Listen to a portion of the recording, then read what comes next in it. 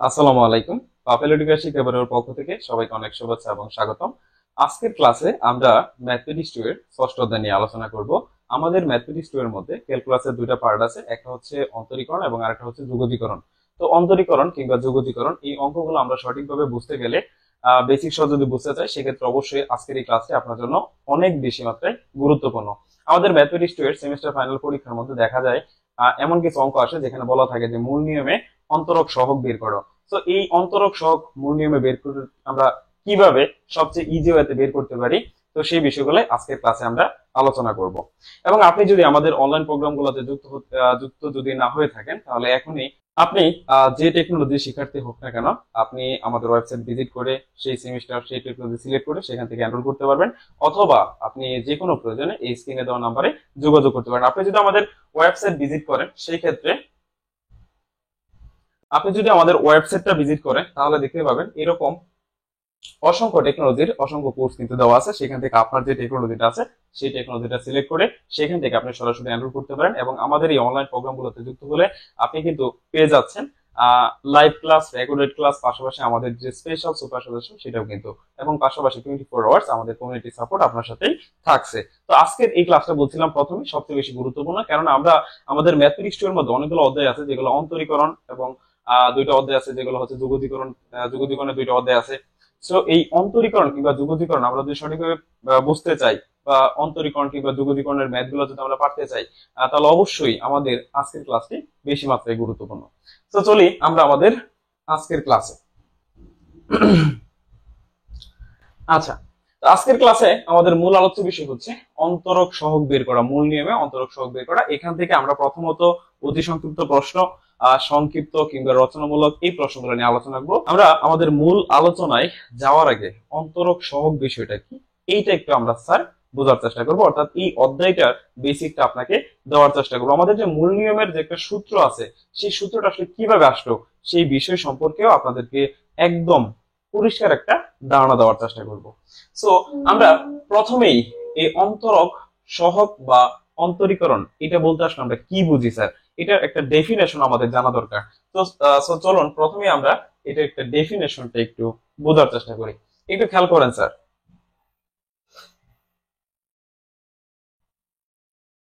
অন্তরীকরণ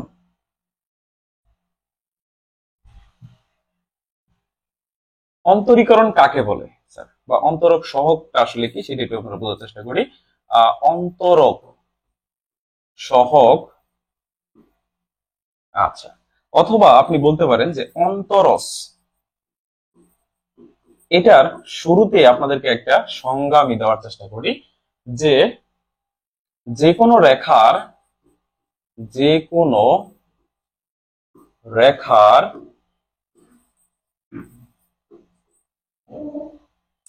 কোনো বিন্দুতে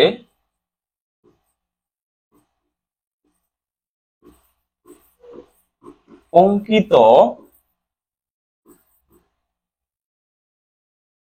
স্পর্শকের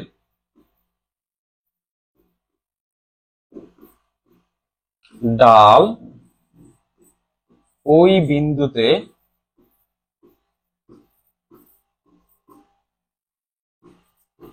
ওই রেখার অন্তরক সহগ বলে। এটা হচ্ছে প্রথম ডেফিনেশন আমাদের, যে যে কোনো একটা রেখা, সেটা বক্র হইতে পারে, স্ট্রেট লাইন হইতে পারে, সেই বক্ররেখার যে কোনো একটা বিন্দুতে আমি যদি একটা স্পর্শক টানি, সেই স্পর্শকের যে ডালটা আছে সেই স্পর্শকের যে ডালটা আমি পাবো সেই ডালটাই হচ্ছে ওই বিন্দুতে ওই রেখার অন্তরক সহগ কিংবা অন্তরস। এটা হচ্ছে প্রথম একটা ডেফিনেশন। আমি আরো একটু ক্লিয়ারিফাই করতে চাই আপনাদের। আমি মনে করেন এখানে একটা স্থানাঙ্ক ব্যবস্থা অঙ্কন করলাম, এটা হচ্ছে স্যার আমাদের মূল বিন্দু, এটা হচ্ছে স্যার আমাদের ওয়াই অক্ষ, এবং এটা হচ্ছে আমাদের স্যার এক্স অক্ষ। ওকে, সো এখন বিষয়টা হচ্ছে আমি এখানে একটা বক্ররেখা অঙ্কন করি। মনে করেন সাপোজ আমি এরকম একটা বক্ররেখা অঙ্কন করলাম এখানে। ওকে, তো এরকম একটা বক্ররেখার আমি এইখানে একটা বিন্দু নিলাম এই জায়গার মধ্যে। সাপোজ মনে করেন যে এই জায়গায় একটা বিন্দু নিলাম, এটা হচ্ছে স্যার আমাদের এ বিন্দু। এখন এই বক্ররেখার এ বিন্দুতে আমি যদি একটা স্পর্শক অঙ্কন করি, মনে করেন সাপোজ সেই স্পর্শকটা এরকম হলো, এই যে আমি একটা বিন্দুতে একটা স্পর্শক অঙ্কন করলাম। এখন এই স্পর্শকটা এক্স অক্ষের সাথে যে কোণ তৈরি করে, আপনারা সকলে হয়তো বা ডালের যে বিষয়টা বা ডাল বলতে আমরা কি বুঝি এটা হয়তো বা সকলে জানেন, যে ওই স্পর্শকটা এক্স অক্ষের সাথে যে কোণ তৈরি করে তার টেনের মান কি ডাল বলা হয়। তো আমরা এখানে এই বক্ররেখার ডালটা এ বিন্দুতে ডাল কি হবে বলুন তো? ডালকে আমরা এম দ্বারা প্রকাশ করি। এম সমান সমান হবে স্যার আমাদের টেন থিটা।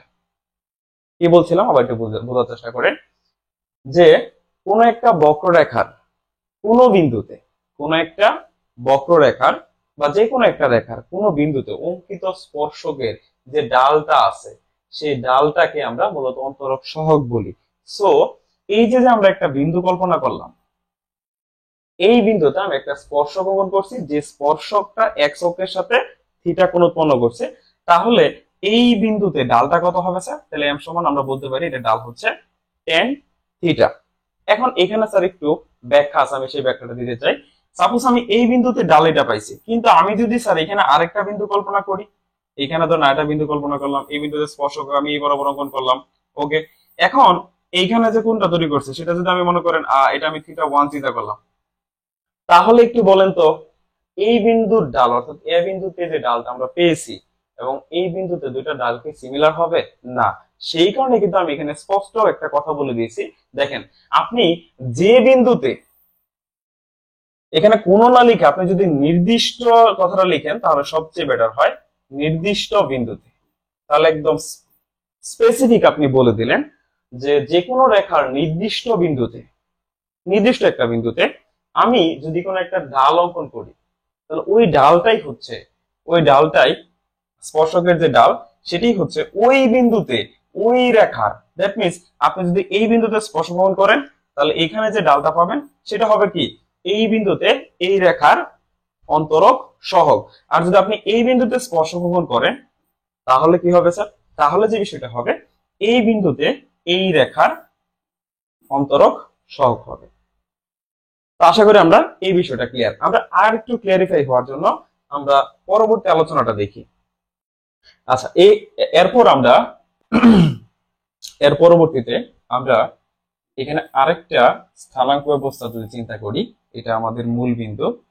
এইখানে আমরা একটা ফাংশন কল্পনা করি, একটু চিন্তা করেন, ফাংশন কল্পনা করি। সেই ফাংশনের, মনে করি এই ফাংশনটা হচ্ছে আমাদের y সমান সমান f of x।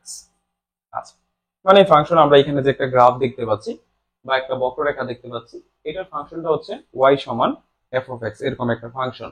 সো এখন আসেন, আমি এখানে একটা বিন্দু চিন্তা করলাম স্যার, এই জায়গার মধ্যে একটা বিন্দু কল্পনা করলাম যেটা হচ্ছে স্যার মনে করেন আমাদের এ বিন্দু, আর এইখানে একটা বিন্দু চিন্তা করলাম সেটা হচ্ছে স্যার আমাদের বি বিন্দু। এখন এ বিন্দুর অবশ্যই একটা স্থানাঙ্ক আছে, আমি এই স্থানাঙ্কটা চিন্তা করলাম এক্স ওয়াই। এখন স্যার এখানে ওয়াই বলতে আসলে আমরা কি বুঝি? ওয়াই বলতে তো হচ্ছে স্যার আমাদের এফ অফ এক্স। তাহলে ওয়াই এর স্থলে অবশ্যই আমরা এফ অফ এক্স লিখতে পারি, তাই না? তার মানে ওয়াই এর জায়গায় আমরা স্যার এফ অফ এক্স টা লিখতে পারি। ওকে, তো আমরা লিখলাম এখানে বুঝটা হচ্ছে আমাদের এক্স এবং আমাদের পুটিটা হচ্ছে এফ অফ এক্স। ওকে, আচ্ছা, এখন এই বি বিন্দুর স্থানাঙ্কটা তাহলে কি হবে? আমি একটু ধরে নেই, আমি এখানে একটু ধরে নেই যে এই বিন্দু থেকে এই বিন্দুর তো একটু পরিবর্তন আছে, তাই না? এই বিন্দু থেকে ওই বিন্দুর একটু পরিবর্তন আছে। সাপোজ মনে করেন এটার যে এক্স এর স্থানাঙ্কের ভ্যালুটা বা এটার যে বুঝটা, এটার বুঝ থেকে এটার বুঝ অবশ্যই কি হবে? সামান্য পরিমাণ হলেও বেশি হবে। তো সেই বেশিটাকে আমি কি ধরলাম sir?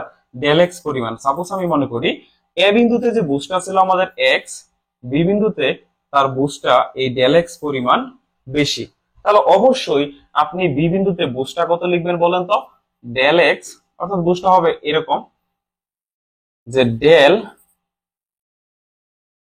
X plus del x, এবং তাহলে অবশ্যই দেখেন তো কুটিটা কি হবে? তাহলে অবশ্যই আমাদের কুটিটা এরকম হবে না যে f of x plus del x তো এটা হচ্ছে স্যার আমাদের ভি বিন্দুর স্থানাঙ্ক।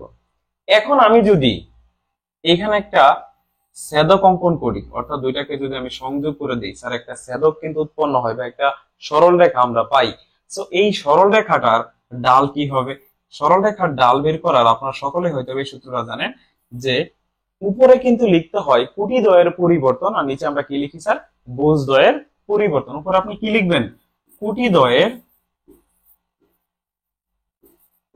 পরিবর্তন,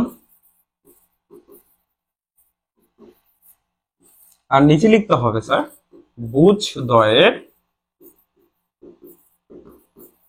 পরিবর্তন। এখন আমরা যদি একটু চিন্তা করি যে কুটি দ্বয়ের পরিবর্তন আসলে কি হয়েছে, এখানে কুটিটা কত ছিল, পরিবর্তন কেমনে বের করে? আমরা যদি দুটো বিয়োগ করি তাহলে তো আমাদের পরিবর্তনটা পাওয়া যাবে, তাই না? সেখানে আমাদের পরিবর্তনটা হচ্ছে f of x plus del x minus এখানে কোটিটা কত? F of x. তাহলে উপরে আমাদের কোটি দ্বয়ের পরিবর্তন কিন্তু স্যার এইটা, মানে কোটি দ্বয়ের বিয়োগফল। আর নিচে যদি আমরা ভুজের বিয়োগফল লিখি, তাহলে এখানে ভুজটা হচ্ছে স্যার কত আমাদের? দেখেন তো, এক্স প্লাস ডেল এক্স, আর এখানে হচ্ছে শুধুমাত্র এক্স এর মাইনাস এক্স। তো আমরা যদি হিসাব করি এখানে প্লাস এর এক্স মাইনাস এর এক্স ক্যান্সেল করে দেই, দ্যাট মিন্স আমাদের আলটিমেটলি এরকম থাকবে যে f of x plus del x minus f of x divided by del x. তো এই যে আমরা এখানে যে ডালটা পেলাম, এই ডালটা আসলে কিন্তু স্যার এখানে যে সরল রেখা বা একটা ছেদক উৎপন্ন হয়েছে তার ডাল, তাই না? আপনাকে আগে বুঝতে হবে যে ছেদক এবং স্পর্শক এই দুইটা বিষয় কিন্তু সেম না। ছেদক এবং স্পর্শক এই দুইটা বিষয় কি না স্যার? সেম না। কেন সেম না আমি একটু বলি। স্পর্শকটা কিন্তু স্যার একটা বিন্দুতে উৎপন্ন হয়। স্পর্শক আপনি কয়টা বিন্দু তখন করবেন? শুধুমাত্র একটা। বাট দেখেন ছেদকটা কিন্তু কয়টা বিন্দু উৎপন্ন হয়েছে? এখানে দুইটা বিন্দু কিন্তু তার লাগছে।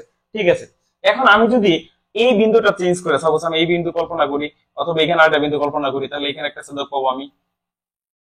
এইভাবে আমি যদি ধীরে ধীরে এখানে আরেকটা বিন্দু কল্পনা করলাম, এখানে আমি আরেকটা ছেদক পাবো, সেটা তো আরেকটা ডাল পাবো।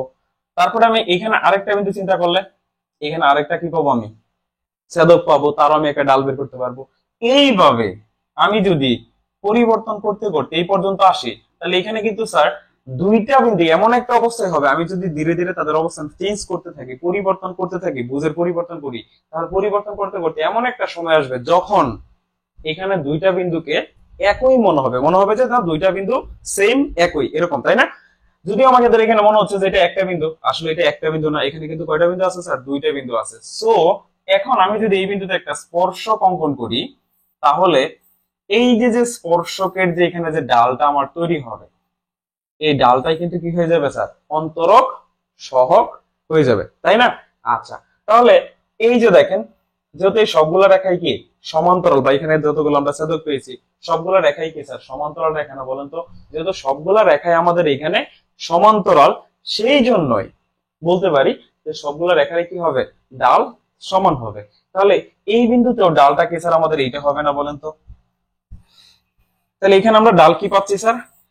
সিমিলারলি একই বিষয় ওইটাই পেয়ে যাচ্ছি। তাহলে আমাদের এখানে ডাল হচ্ছে যে f of x plus del x minus f of x divide by del x. এখন আমি যদি এখানে যে দেখেন দুইটা বিন্দু আমি কল্পনা করছি, এখানে যে ভুজের পরিবর্তনটা, সেই পরিবর্তনটাকে আমি যদি এখানে এই ডেল এক্স এর পরিবর্তে, যে এখানে আমাদের ভুজের পরিবর্তনটা কত ছিল? ডেল এক্স ছিল।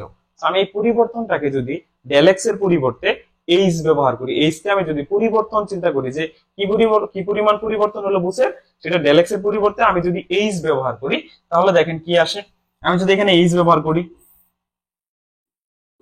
F of x plus H হবে, কিন্তু কারণ আমি এখন পরিবর্তনটাকে ডেল এক্স চিন্তা করি নাই, আমি চিন্তা করছি পরিবর্তনটা হচ্ছে স্যার আমাদের এইচ। ওকে, তো minus f of x divide by del x মানে হচ্ছে এই যেটা আমরা ধরে নিয়েছি। তাহলে এই যে যে স্যার এখন এই বিষয়টা একটু খেয়াল করেন, এখানে এখন এইচ মানে হচ্ছে কি? পরিবর্তন। এখন এই ভুজের যে পরিবর্তনটাকে আপনি এইচ চিন্তা করছেন, এই পরিবর্তনটা কতটুকুর মধ্যে? খুবই সামান্য পরিবর্তন, খুবই কি স্যার সামান্য, মানে এমন পরিবর্তন যে শূন্যের কাছাকাছি, তাই না? তো এই শূন্যের কাছাকাছি যেহেতু, তাহলে আমরা যদি সামনে একটা কথা লিখে দেই যে limit H tends to zero, অর্থাৎ এইচ এর ভ্যালুটা জিরোর কাছাকাছি যদি এরকম হয়ে যায়, তাহলেই তো স্যার আমি বলতে পারি যে এটাই হয়ে গেছে আমার এই যে মূল ফাংশন যেটা y is equal to F of x, এটার অন্তরক সহগ। তাহলে আমি কি এরকম লিখতে পারি না যে ddx of F of x বা y। ঠিক আছে, এখন একটু বলি, এই ddx আমরা সকলেই জানি এটা হচ্ছে কি অন্তরীকরণের অপারেটর। ddx যেটা, এটা হচ্ছে অন্তরীকরণের অপারেটর। আর এটা মিন করে হচ্ছে, এখানে যে আমি এফ অফ এক্স লিখছি, এটার মিনিংটা হচ্ছে ddx of F of x, এটার মিনিংটা হচ্ছে স্যার যে এক্স এর সাপেক্ষে এফ অফ এক্স এর অন্তরক সহগ। এফ অফ এক্স এর অন্তরক সহগ কার সাপেক্ষে স্যার? এক্স এর সাপেক্ষে। আর এই জন্যই দেখবেন আপনাদের বইয়ের মধ্যে এরকম স্যার একটা সূত্র দেওয়া আছে, যখনই আপনাকে বলে যে মূল নিয়মে অন্তরক সহগ বের করো বা অন্তরজ বের করো, তখনই কিন্তু স্যার আমরা এই সূত্রটা ব্যবহার করি। তো আশা করি যে এই সূত্রটা কোথা থেকে আসছে এটা আপনারা বুঝতে পারছেন। আমরা আবার যদি একটু রিভিশন করি, দেখেন আমি এখানে প্রথম স্লাইডে কি বলেছিলাম, আমি প্রথম স্লাইডে এখানে খুব সুন্দর একটা সংজ্ঞা লিখে দিয়েছিলাম যে যে কোনো রেখার নির্দিষ্ট বিন্দুতে অঙ্কিত স্পর্শকের ডালকে ওই বিন্দুতে ওই রেখার অন্তরক সহগ বলা হয়। সেই জন্য আমি কিন্তু স্যার এখানে একটা বক্ররেখা অঙ্কন করছি, যে বক্ররেখার একটা নির্দিষ্ট বিন্দুতে কি অঙ্কন করছি স্যার? একটা স্পর্শক, সেখান থেকে আমি ডাল বের করছি। সেই ডালটা কিন্তু স্যার আমার এইটা আসছিল, তাই না বলেন তো? এখন এখানে যে আমার ডাল এটা আসছে, তো এই ডালের মধ্যে দেখেন বুঝের একটা পরিবর্তন আমি ধরছি, বা বুঝের বৃদ্ধি বলতে পারেন। যে সাপোজ আগে ছিল সে এক্স, সেখান থেকে আমি যদি এটা সামান্য পরিবর্তন চিন্তা করি, সেই সামান্য পরিবর্তনকে আমরা ডেল এক্স বললাম, যে সামান্য পরিবর্তন ডেল এক্স আমরা বাড়াইছি অথবা ডেল এক্স কমাইছি। তো এই ডেল এক্সটাকে আমি যদি এইচ বলি, পরিবর্তনটাকে আমি এইচ চিন্তা করি, তাহলে এটা থেকে আমি কিন্তু স্যার এই লাইনটা লিখতে পারি, অর্থাৎ ডেল এক্স এর জায়গায় আমি এইচ ইউজ করছি। এখন পরিবর্তনটা আমার চিন্তা করতে হবে কি স্যার? খুবই সামান্য পরিবর্তন, খুবই সামান্য, শূন্যের কাছাকাছি। সেই জন্য আমি এটার হিসাবটা কিভাবে করতে পারি স্যার?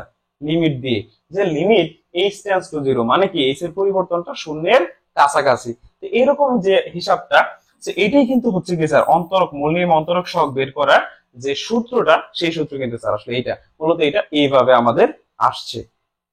তা আশা করি অন্তরীকরণ কি, অন্তরক সহগ বিষয়টা কি, অন্তরজ কি, এই বিষয়টা আপনাদের ক্লিয়ার। আর বৃদ্ধি বলতে তো স্যার আমরা সকলেই বুঝি, বৃদ্ধি মানে কি আপনি কি পরিমাণ বৃদ্ধি করলেন, কতটুকু। সাপোজ মনে করেন আগে 10 ছিল, তারপরে 12 বানাইছেন, কত বাড়াইছেন? 2, তাহলে দুইটাই হচ্ছে বৃদ্ধি। ক্লিয়ার? আচ্ছা, তো অন্তরীকরণের আপনি চাইলে আরেকটা ডেফিনিশন মাথায় রাখতে পারেন। ঠিক আছে, অন্তরীকরণের কি রাখতে পারেন? আরেকটা সংজ্ঞা আপনারা চাইলে মাথায় রাখতে পারেন, তবে এটা না রাখলেও কোনো প্রবলেম নাই। আমরা যে সূত্রটা এখন পড়লাম, এই সূত্রের সাহায্যে আমরা চাইলে সকল কিছুই কিন্তু আনসার করতে পারবো, বা মূল নিয়মে আমাদের যে অঙ্কগুলো আসে অন্তরক সহগ বের করা, সেটার জন্য আমাদের এই একটা সংজ্ঞা পড়লেই চলবে, বা এটা বুঝলেই হবে।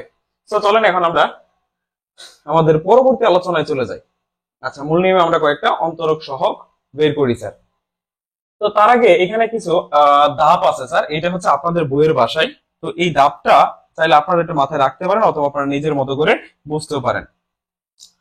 এই যে মূল নিয়ম অন্তরক সহগ বের করার এই কথাটা কিন্তু আমি একটু আগে বলে দিয়েছি, যে সূত্রটা কেমনে আসছে সেটা আমি বলে দিয়েছি। এখন অনেক শিক্ষার্থী আছেন যারা হয়তো আমার কথাগুলো নাও বুঝতে পারেন, তারা হয়তো বইয়ের কথা খুব সুন্দর বুঝে, তো তাদের জন্য আমি এখানে এই ধাপগুলো আপনাদের বই থেকে লিখে দিয়েছি, যাতে আপনারা এই ধাপগুলো একটু দেখলেই পারেন। তো ধাপের কথা আসলে কিছু বলা দরকার নেই, জাস্ট আপনি একটু এই সূত্রটা একটু মাথায় রাখেন। তাহলে আমি ধাপগুলো একবার একটু বলে দিই আপনাদেরকে। প্রথম ধাপটা একটু খেয়াল করেন। আপনি প্রদত্ত ফাংশনটিকে এফ অফ এক্স আপনি ধরবেন, যে ফাংশনটি দেওয়া থাকুক। সাপোজ মনে করেন আপনারা এরকম একটা ফাংশন দেওয়া আছে ই টু দি পাওয়ার এক্স, বলছি এটার অন্তরক সহগ বের করো। ফার্স্ট অফ অল আপনার যে কাজটা সেটা হচ্ছে এফ অফ এক্স সমান এটাকে এফ অফ এক্স ধরে নিতে হবে। আচ্ছা, তারপর আপনি কি করবেন স্যার? এক্স এর পরিবর্তে এক্স প্লাস এইচ বসিয়ে মান বের করতে হবে। স্যার আমি এক্স এর পরিবর্তে কি বসাবো বলেন তো? X plus h. তাহলে আমার এখানে কি আসবে? E to the power x plus h. এটা বের করতে হবে, যে কোনো ফাংশনটি দেওয়া থাকুক না কেন, আপনার যে ফাংশনটাই দেওয়া থাকুক না কেন আপনার এই টার্গেটটা রাখতেই হবে।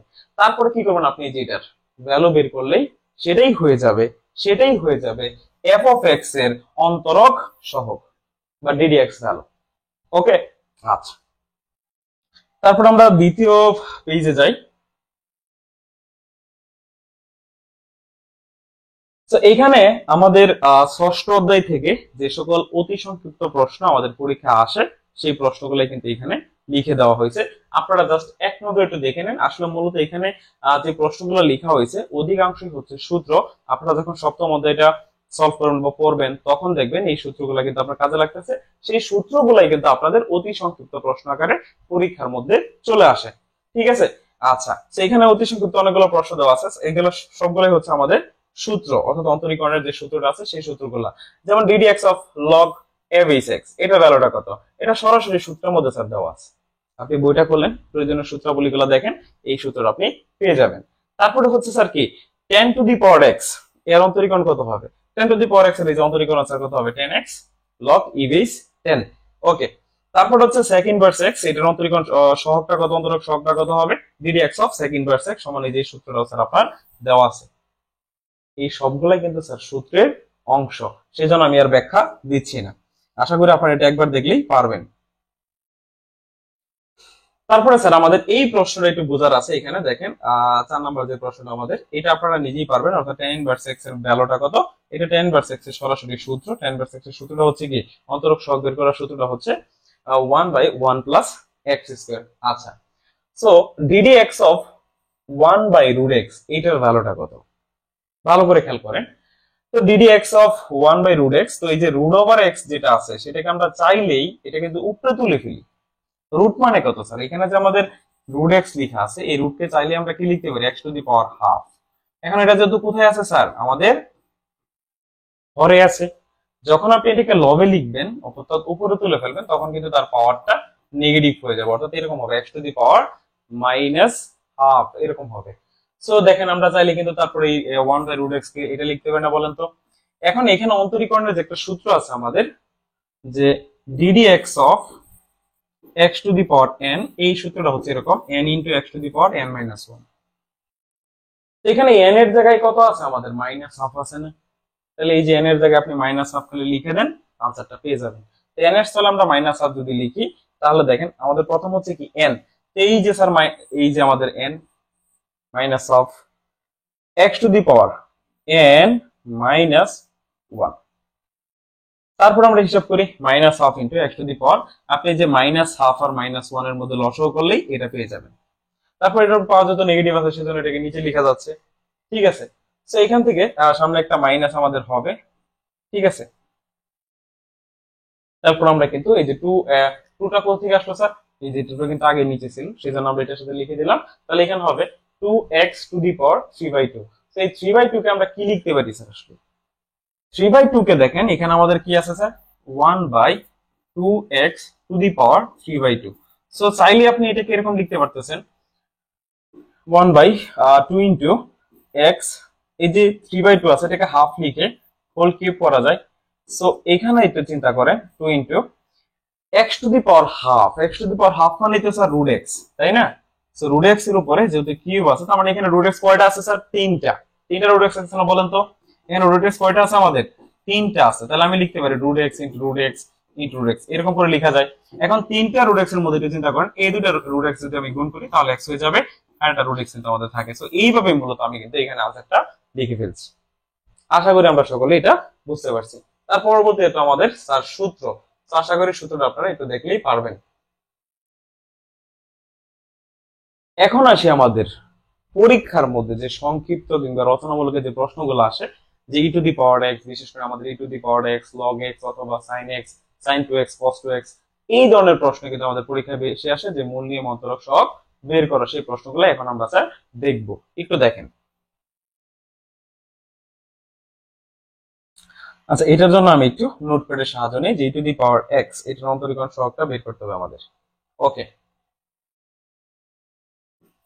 আমরা একটু নিয়মগুলো ফলো করবো। আমাদের যে নিয়মটা ছিল সেই নিয়মে ফলো করবো। আমাদের প্রথম ধাপটাই ছিল এরকম, যে দড়ি যে ফাংশনটাই দেওয়া থাকুক না কেন সেটাকে এফ অফ এক্স সমান ধরতে হবে। আমরা এটা ধরে নিলাম যে এফ অফ এক্স সমান হচ্ছে ই টু দি পাওয়ার এক্স। তারপর সেখানে কি করতে হবে sir? F of x plus h আপনাকে বের করতে হবে। তাহলে এখানে হবে e to the power x plus h. Okay, আচ্ছা। তারপরে আমরা যে সূত্রটা জানি মূল নিয়ম অন্তরক সহগ বের করার, সেই সূত্রটা আমরা স্যার লিখি, যে আমরা জানি ddx of f of x, অথবা আপনি এখানে e two the power x লিখতে পারেন, কোনো সমস্যা নাই, কারণ f অফ x সমানই হচ্ছে আমাদের e two the power x। তারপর আমরা যে মূল সূত্রটা আছে সেটা একটু লিখে ফেলি প্রথমে। f of x plus h minus f of x, sorry এখানে লিমিট আছে আমাদের, লিমিট আগে লিখতে হবে। Limit h tends to 0 f of x plus h minus f of x divided by h. Okay.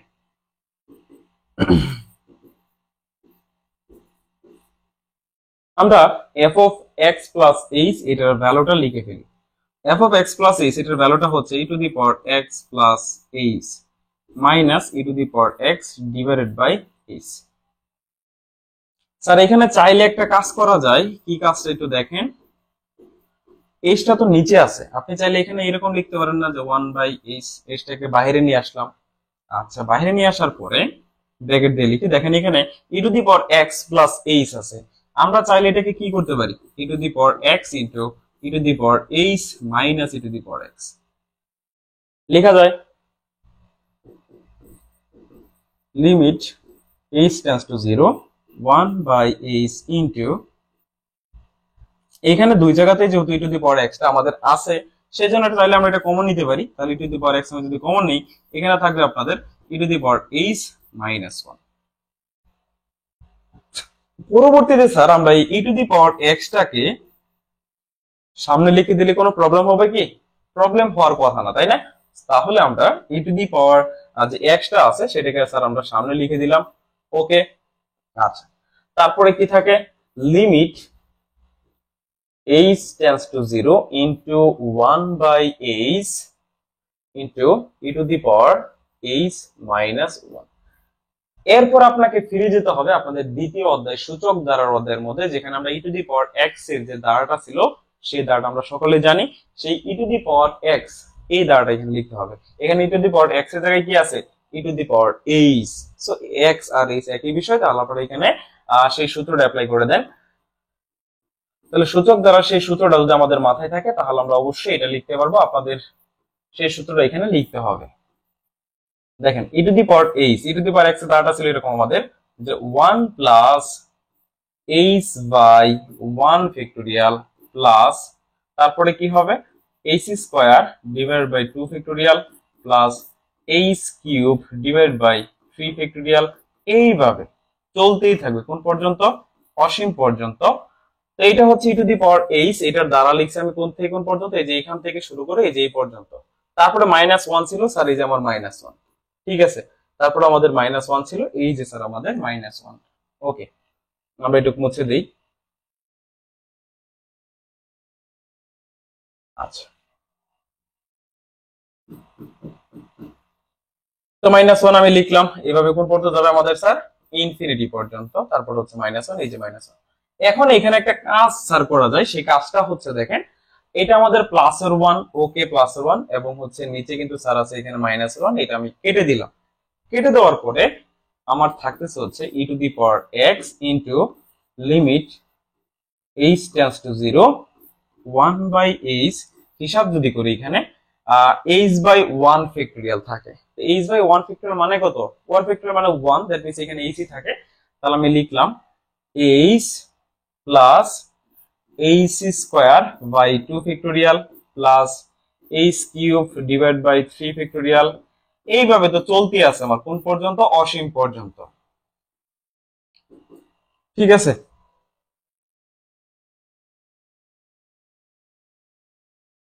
আচ্ছা, e to the power x into limit h tends to 0 1/h, দেখেন এইখানে যে ধারাটা আছে দেখেন প্রত্যেকটার লবের মধ্যেই h আছে। তার মানে স্যার আমি h টা তো কমন নিতে পারি। তাহলে আমি স্যার এই জায়গা থেকে h টা কমন নিলাম। যদি আমি h টা কমন নিই, শুরুতে কত থাকবে স্যার 1, এখান থেকে যদি h নিয়ে নেন তাহলে অবশ্যই এখানে h by 2 ফ্যাক্টরিয়াল হবে। তারপরেরটাতে হবে h কিউবের জায়গায় কি হয়ে যাবে স্যার, স্কয়ার, যেহেতু আমি এখান থেকে নিয়ে নিছি। তারপরের গুলা কি হবে, সেম ইনফিনিটি পর্যন্ত। ওকে, এখন এই দেখেন এই h আর s আপনি চাইলেই কেটে দিতে পারেন। কেটে দেওয়ার পরে কত হয় sir, e to the power x into limit h tends to 0 1 plus h by 2 factorial plus h square by 3 factorial, এইভাবে অসীম পর্যন্ত আপনি যান, কোনো সমস্যা নাই। এখন আপনি কিন্তু স্যার এটার মধ্যে লিমিটটা প্রয়োগ করতে পারবেন। লিমিটটা কি স্যার?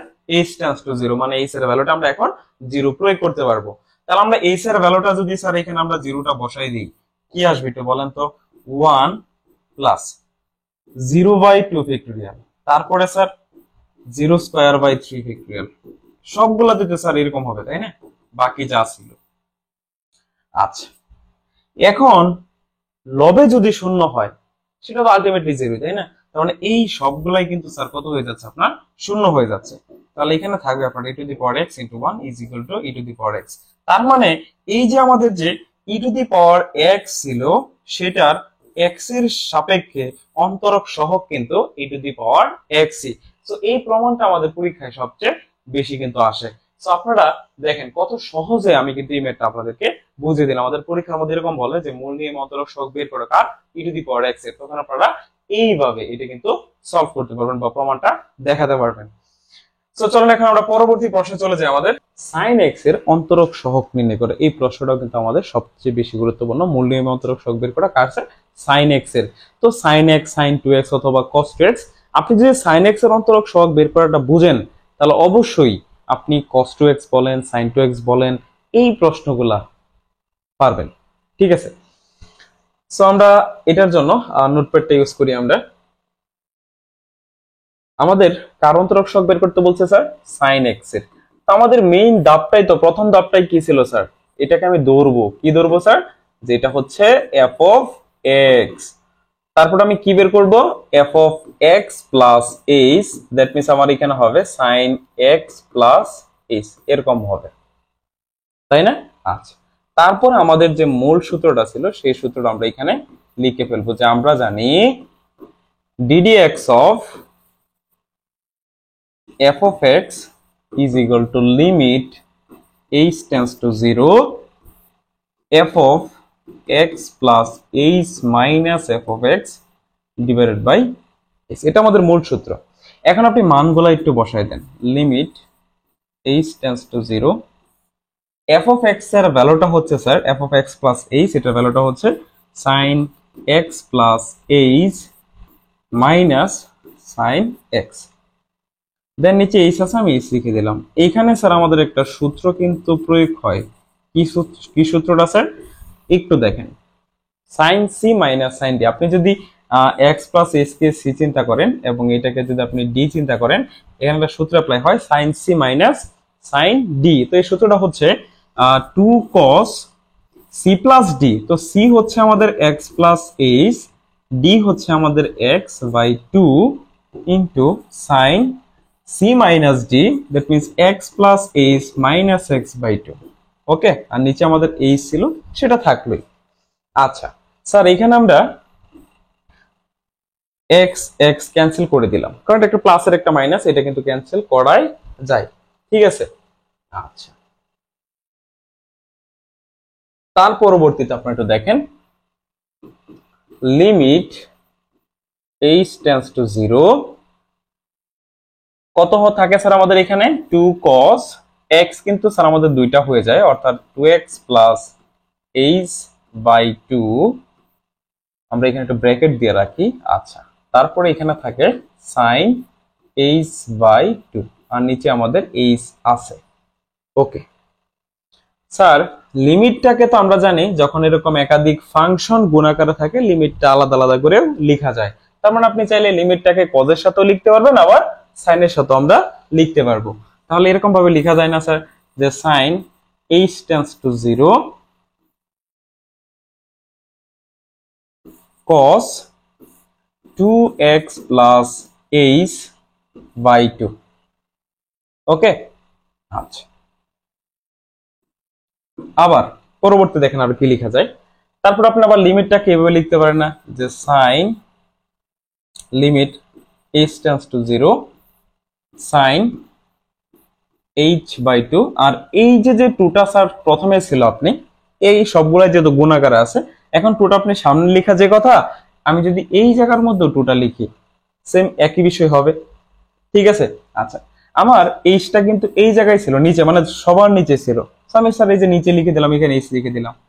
আমি তো আশা করি যে এখানে কোনো প্রকার ঝামেলা আপনাদের হওয়ার কথা না। ঠিক আছে। আচ্ছা, একটু এইটুকুর মধ্যে কিন্তু স্যার আমি লিমিটটা প্রয়োগ করতে পারি, কারণ এখানে লিমিট প্রয়োগ করলে সেটা অবাস্তব হয়ে যাবে না। ঠিক আছে, এখানে এক্সট্রা ফ্রি আছে।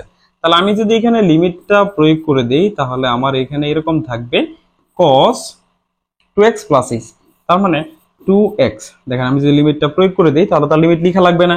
দ্যাট মিন্স আমার এখানে cos থাকবে, আর এইচ এর বেলা আমি কত লিখবো স্যার? 0, যেহেতু লিমিট আমার 0 ছিল। আচ্ছা, দেন লিমিট h tends to 0, আচ্ছা 2 sin h বাই 2। আমি সাইনের একটা সূত্র জানি যে sin থিটা বাই থিটা, এখানে আমার থিটা কিন্তু বলতে হচ্ছে h বাই 2 আছে। দ্যাট মিন্স আমার নিচে তো শুধু একটা h আছে, তাহলে h কে আমি h বাই 2 কিভাবে বানাবো? বানাইতে হবে, না থাকলে আমাকে বানাই নিতে হবে। সেই জন্য আমি এটাকে নিচে ধরেন 2 দ্বারা ভাগ করলাম, আবার 2 দ্বারা গুণ করে দিলাম। ঠিক আছে, যাতে আমার হিসাবটা আগের লাইনের সাথে মিল থাকে। তো এখন আমি 2 ক্যান্সেল করতে পারি, উপরে 2 এবং নিচে 2 কাটা গেল। কাটা যাওয়ার পরে দেখেন এখানে আমার কত থাকতেছে? সো এখানে থাকতেছে আপনার cos 2x by 2 into limit h tends to 0। উপরে থাকে স্যার আমাদের sin h বাই 2, আর নিচেও কিন্তু স্যার আমাদের থাকে h বাই 2। আচ্ছা, তার পরবর্তীতে cos, যদি আমি x আর x ক্যান্সেল 2 ক্যান্সেল করে দেই, তাহলে এখানে শুধু x থাকবে, এবং এইটার ভ্যালুটা কিন্তু আমরা সকলে জানি স্যার কত? 1। তো 1 এর সাথে আপনি যা কিছু গুণ করবেন ওইটিতে হবে। তো এটি হচ্ছে স্যার আমাদের কার অন্তরক সহগ? sin এর অন্তরক সহগ, অর্থাৎ ddx অফ sin x সমান হচ্ছে স্যার cos x। আপনাদের কিন্তু এটা একটা সূত্র, এটা দেখবেন প্রায় ক্ষেত্রে কাজে লাগতেছে। অর্থাৎ আপনি যদি sin x এর অন্তরীকরণ করেন তাহলে কি পাবেন স্যার? cos x পাবেন। ঠিক আছে। তো এরকম ভাবে আপনি যদি এখন এই sin x টা খুব সহজে বুঝতে পারেন, তাহলে অবশ্যই আশা করি আপনারা sin 2x কিংবা cos 2x এইগুলা ইজিলি বের করতে পারবেন। কারণ এখানে জাস্ট x এর জায়গায় কত আছে স্যার? 2x আছে। এখানেও তো স্যার x এর জায়গায় 2x। সো আমরা sin x টা যেভাবে করছি sin 2x টাও সিমিলারলি একই ভাবে, এবং cos 2x টাও সিমিলারলি একই ভাবে। ঠিক আছে। তো আজকের আলোচনাটা আমাদের এই পর্যন্তই। তো আশা করি আমরা আজকে যে বিষয়গুলো নিয়ে আলোচনা করলাম এই বিষয়গুলো আপনারা সকলে বুঝতে পারছেন এবং অনেক কিছু শিখতে পারছেন। তো এই অধ্যায়টা আমি বারবারই একটা কথা বলে আসছি যে এই অধ্যায়টা আমাদের সকলের জন্যই খুবই খুবই গুরুত্বপূর্ণ, কেননা আমরা অন্তরীকরণের যে বেসিকটা এটা কিন্তু আমাদের এই অধ্যায় থেকে শুরু হয়েছে। তাই এই অধ্যায় সম্পর্কে আমাদের স্পষ্ট ধারণা থাকা দরকার। তো সকলে ভালো থাকবেন, সুস্থ থাকবেন। আল্লাহ হাফেজ।